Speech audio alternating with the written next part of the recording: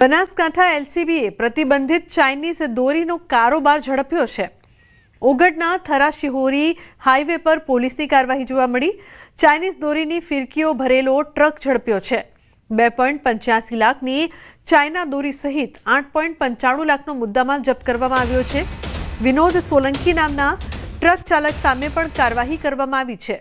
પોલીસે ટ્રક ચાલક તથા અન્ય 3 સામે ગુનો નોંધ્યો છે। તો ચાઇનીઝ દોરીની ફિરકીઓ ભરેલો ટ્રક ઝડપી પાડવામાં આવ્યો। પ્રતિબંધિત ચાઇનીઝ દોરીનો કારોબાર ઝડપ્યો છે। તો ઓગઢના થરા શિહોરી હાઈવે પર પોલીસની કાર્યવાહી છે જે સામે આવી છે।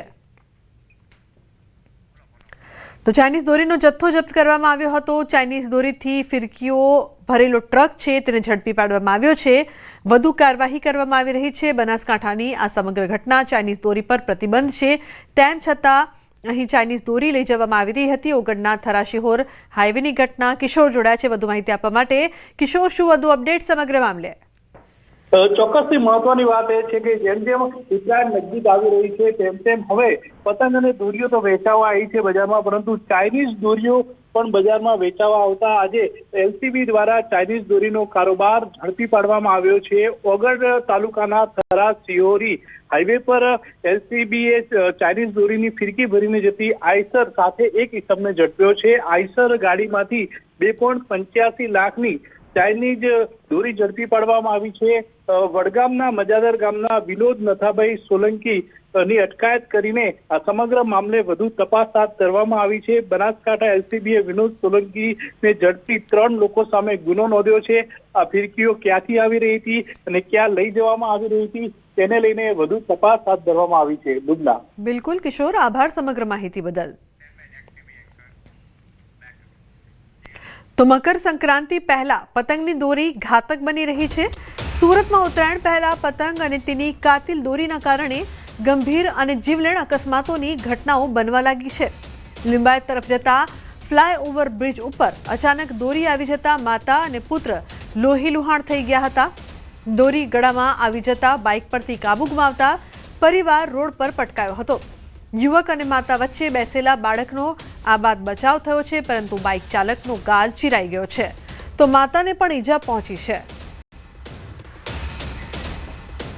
બીજી તરફ મહેસાણામાં ચાઇનીઝ દોરી સાથે એક શખ્સ ઝડપાયો છે। વડનગરના સુંઢિયા ગામમાં પોલીસે દરોડા પાડ્યા છે। પ્રતિબંધિત ચાઇનીઝ દોરીની 720 રીલ જપ્ત કરાઈ છે।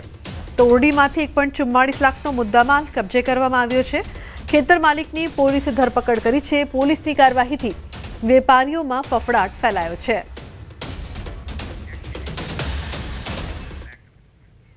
ખેડાના ઠાસરા તાલુકામાં 4 પગનો આતંકનો મામલો। તાલુકાના ઉધમતપુરા ગામે દીપડો દેખાતા મચી હતી દોડધામ થતા દીપડાએ કર્યો હતો 4 લોકો પર હુમલો। સ્થાનિક ઉપર દીપડાએ કરેલા હુમલાનો લાઈવ વિડીયો પણ સામે આવ્યો હતો। તો વન વિભાગ દ્વારા 2 પાંજરા મૂકી દીપડાને પકડવાની કવાયત હાથ ધરાઈ છે। મોડી રાતથી વન વિભાગના કર્મચારીઓ અને સ્થાનિક એનજીઓના માણસો કરી રહ્યા છે દીપડાને પકડવાની કોશિશ। દીપડાની ભાડ ન મળતા આજુબાજુના ગ્રામજનોનો જીવ તાળવે ચોંટ્યો છે। લોકો પર હુમલો કરનારો દીપડો ક્યારે પૂજાશે પાંજરે તેની લોકો રાહ જોઈ રહ્યા છે। વાતને 20 કલાક જેટલો સમય વીતી ગયો છે, છતાં હજુ સુધી દીપડાની ભાડ ન મળતા વન વિભાગ પણ મૂંઝવણમાં મુકાયું છે। તો વન વિભાગ દ્વારા જલાનગરના સીમ વિસ્તારમાં શોધખોળ હાથ ધરવામાં આવી છે। દીપડો દેખાયા પછી પબ્લિક એકદમ એની નજીક જતા રહ્યા બધા જોવા માટે, અને ક્યાંક કાંકરી ચાલુ કરવાથી દીપડો ચંચેડાયો અને પોતાના બચાવ માટે દીપડાએ 4 લોકોને ઘાયલ પણ કર્યા છે। એ ઘાયલ કર્યા સમાચાર મળ્યા ત્યારથી ટીમ અમારી સર્ચ ઓપરેશનમાં રાત્રે પણ હતી અને અત્યારે પણ સર્ચ ઓપરેશન ચાલુ જ છે। પણ દીપડો ક્યાંય જોવા મળ્યો નથી દિવસમાં, અને આપણા અહીંયા નજીકથી 4 કિલોમીટર દૂર જ